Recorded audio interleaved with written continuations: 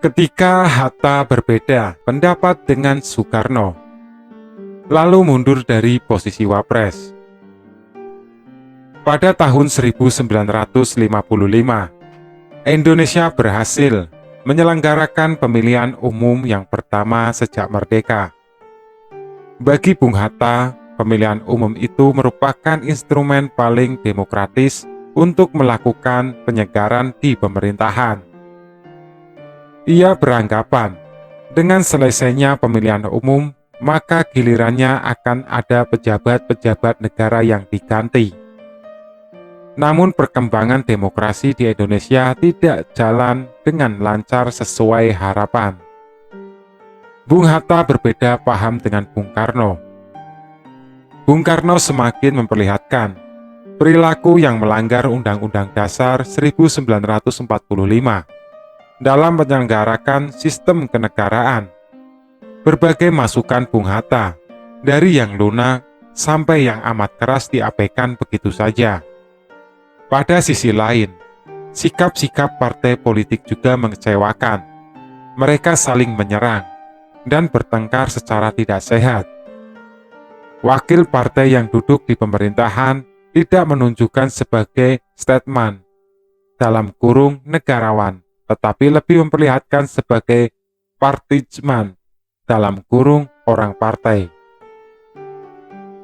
Mereka yang duduk di kursi kekuasaan mengambil sikap, mementingkan politik dan aspirasi partai ketimbang memikirkan nasib bangsa dan negara.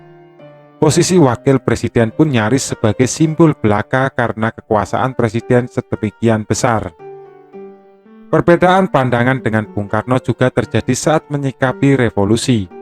Saat Bung Karno bersikukuh bahwa revolusi jalan terus, Bung Hatta berpikir sebaliknya. Sudah saatnya bangsa Indonesia memikirkan nasib bangsa, nasib rakyat yang lama menderita akibat peperangan. Perbedaan tidak bisa dipertemukan. Akhirnya tanggal 1 Desember 1956, Bung Hatta secara resmi mengundurkan diri sebagai wakil presiden. Ketika ditanya mau apa setelah mengundurkan diri, Bung Hatta menjawab ringan, "Saya mau terjun ke masyarakat, menjadi orang biasa." Sebuah jawaban jernih dari sosok yang tidak haus kekuasaan. Setelah menjadi orang biasa, langkah Bung Hatta sering kali mendapatkan kesulitan. Bukunya yang berjudul Demokrasi Kita yang diterbitkan pada tahun 1960-an, dilarang beredar oleh Kejaksaan Agung. Yang sudah terlanjur beredar ditarik kembali oleh institusi tersebut. Buku tersebut dianggap banyak mengkritik Bung Karno. Bung Hatta melalui buku tersebut memberi ketegasan secara terang mengapa ia memilih mundur dari pemerintahan. Ia ingin memberikan kesempatan kepada karibnya, Bung Karno, untuk membuktikan sendiri sebenar salahnya konsepsi yang dirumuskan.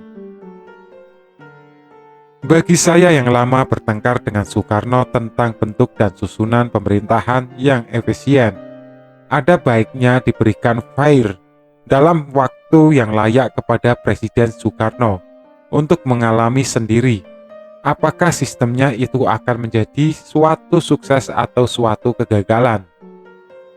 Pada tahun itu pula, status sebagai dosen di Universitas Gadjah Mada Yogyakarta dicabut.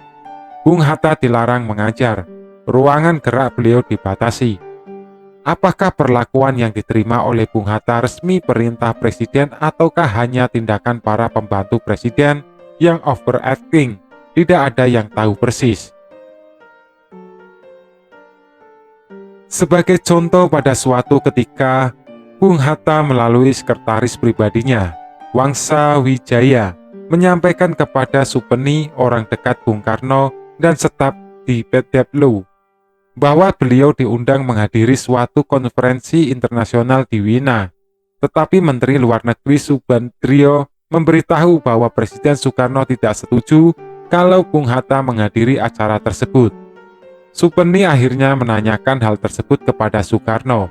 Presiden Soekarno menjawab, ia sama sekali tidak mendengar bahwa Bung Hatta diundang, apalagi melarangnya ke luar negeri. Akhirnya tanpa halangan apapun Bung Hatta hadir di acara tersebut.